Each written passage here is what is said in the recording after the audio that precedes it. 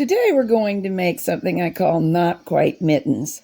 These are the simplest form of hand warmers that I can imagine. This is part of a series that I am designing for Country Knitting in Maine News and Views magazine about working with your ribber beyond just making hems. Ribbed hems are wonderful, but there are other wonderful things you can do, and tubular knitting is one of them. So that's what we will do today. We'll be making the bulky version, which is the first few pictures, but the pattern also includes several other gauges in 4 sizes. Youth through men. I am modeling the women's small to medium. If you like making gloves, mittens, and hand warmers, you may enjoy my Warm Hands workbook too. I'll put a link in the program notes just in case you want to take a look at it. All versions are made in the same manner, but stitch count and row count will of course vary based on gauge and size. For the ladies small to medium, in the bulky version, 4 stitches, 6 rows per inch, we need 28 stitches total, 14 on each bed. But let's make it easy and start off in waste yarn set up as if for every other needle rib. So there are only 7 stitches in work on each bed. Thread the waste yarn into the carriage.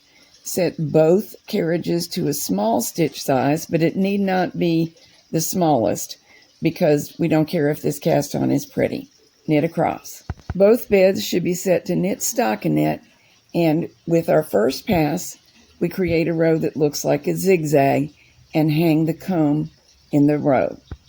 To do that, take the wire out of the comb, stick it teeth upward through the zigzag, reinstall the wire in the comb. Twirl the wire with the fingertips of the inserting hand as you go, and it'll slide through those little teeny holes more easily. Reach underneath and hang a weight on the comb. Now set for tubular knitting. On the brother, this is using 1 part button on each carriage, and they must be the opposite part buttons. Knit 2 passes with the carriage, but if you're set up correctly, what should happen is that one direction the back bed gets knitted and the front bed does not. The other direction, the reverse of that occurs. What we want to do next is go up to the normal stitch size for the stockinette knitting on both beds. I'm starting with stitch size 6. Your ribber should be set so that it matches the stitches on the main bed. That is not necessarily size 6. It varies with the individual machine. Now, with both beds having 14 stitches in work, we'll knit a few tubular rows. I like to have 2 inches worth of knitting. And you would think that would be 12 rows, but if you think harder, you'll realize it's 24 because each pass of the carriage is really half a round. If we want to, we can now knit in 2 rows. That is 1 round of ravel cord, which I will show you on this end of the mitt. On the other end, I'll show you just finishing in waste yarn. Either one works fine. As you see, I normally hand feed the ravel cord. Now, leaving a nice long tail, drop the yarn tail of the main yarn down between the beds and thread the main yarn into the carriage. We'll continue with tubular, also known as circular knitting, for 30 rows. Be quite careful on the first couple to make sure that the beginning and ending stitch is knitted, because where there's that yarn tail from the ravel cord, it's a little bit more challenging. Also knit a little bit slowly to allow the take-up spring in the tensioning unit time to pull up the yarn slack. That will help you avoid drop stitches too. Turn down the stitch dial on both beds a couple of clicks. Different brands set up stitch dials differently. I'm trying to go about a half of the stitch size smaller here, and since there are 3 clicks on the brother, I can't quite do that. So I experimented and decided that 2 was where I wanted to go. You'll need to experiment with yours as well. After the stitch size reduction, knit 12 rows, and I do mean rows on the counter, passes with the carriage, and then reduce the stitch sizes again by about the same amount. Now we're going to make the position for the thumb hole. And it really doesn't matter which 8 stitches we use, so use ones that are convenient, but manually knit waste yarn into 8 stitches. Then push the ends of that waste yarn down in between the beds. Now knit another 36 rows on the counter, actually 18 complete rounds, and we're nearly finished. But before we leave the knitting portion, let me show you something that can really help. I hang my heavy forks from the book Cheap Tricks and Cool Tools on the edges of the work. Passive heel grips or claw weights can also be helpful. There is a tendency for the end stitches to misbehave in tubular knitting. Some machines went worse than others, and this will help a lot. When you're done with all the rows, leave a nice long yarn tail because we're going to use it for finishing to save having an extra yarn tail, and just drop the extra yarn down between the beds. You may knit in 2 rows of ravel cord now if you wish. I'm going to demonstrate this end going straight to waste yarn without ravel cord. Just as at the beginning of the project, we do want a couple inches worth of length of waste yarn knitting to work with, so that's about 24 rows here. When you have enough length, break the main yarn, and I just knit the tail on through, holding my hand underneath so the knitting doesn't hit the floor, because that might make the weight hit my foot. Remove all the weights and pull the wire out of the comb to release the comb from the initial waste yarn. The beauty of beginning and ending in waste yarn is that we can make the cast on and the bind off and the area around the thumb all in the same stitch. You could chain stitch. This time I'm demonstrating back stitch. That way they will all match and look nice. Back stitch is back 1 stitch, down, up through the stitch ahead of where you last came up, back and down, up and advance a stitch, back up and down, up and advance, and so on around the work. Very, very simple. The only trick is making sure you keep the tension even and loose enough that your hand will still be able to go in, but not sloppy. This is the end with the ravel cord. For ravel cord, I used some old blue cotton yarn, an odd end that is not in great condition. So it broke while I was trying to pull it out, but that's okay. I can take it out in 2 or 3 pieces, and it still separates the main knitting from the waste yarn very neatly.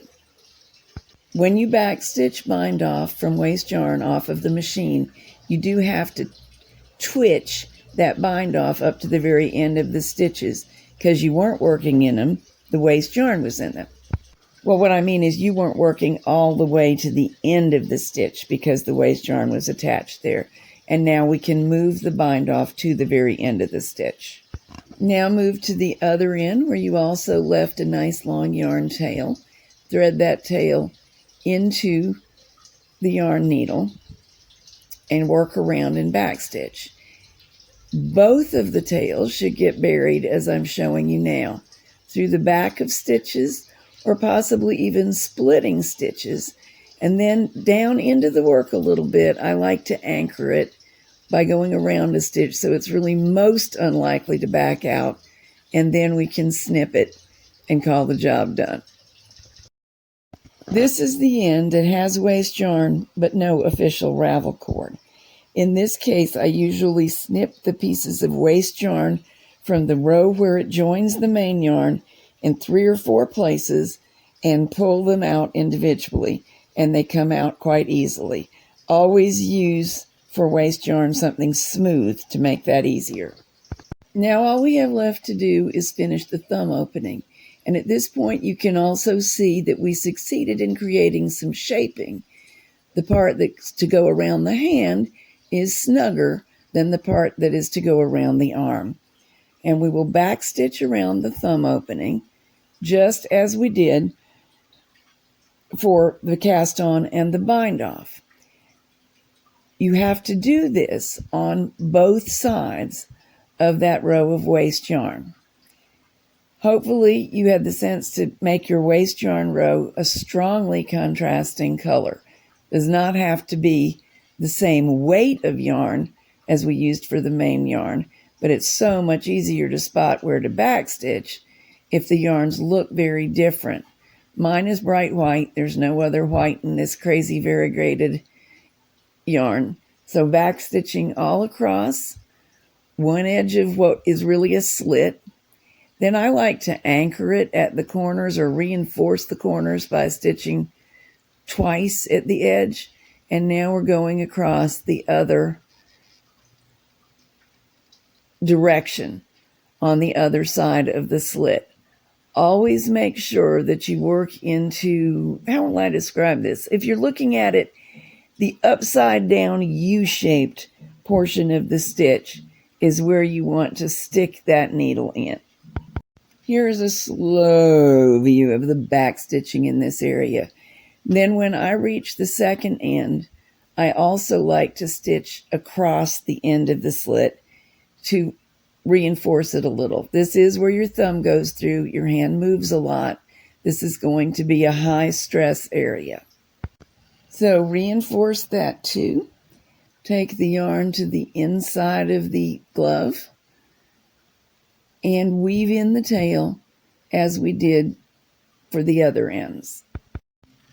I knot the two yarn tails together before weaving them in. I know that in the minds of some knitters this is heresy, and I apologize for offending their sensibilities, but it doesn't hurt your hand to have a knot there, and it does so much secure this high stress area that I do it anyway.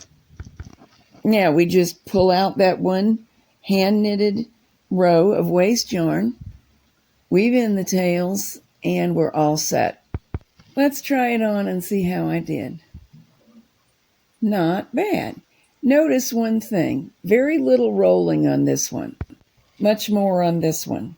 The difference is due to different gauge, different textures of yarn, and the fact that the mitten we knitted together fits me more tightly. The pink warmer is standard gauge, and standard gauge fabrics in soft yarns will tend to roll more than bulky fabrics when we make this small circumference.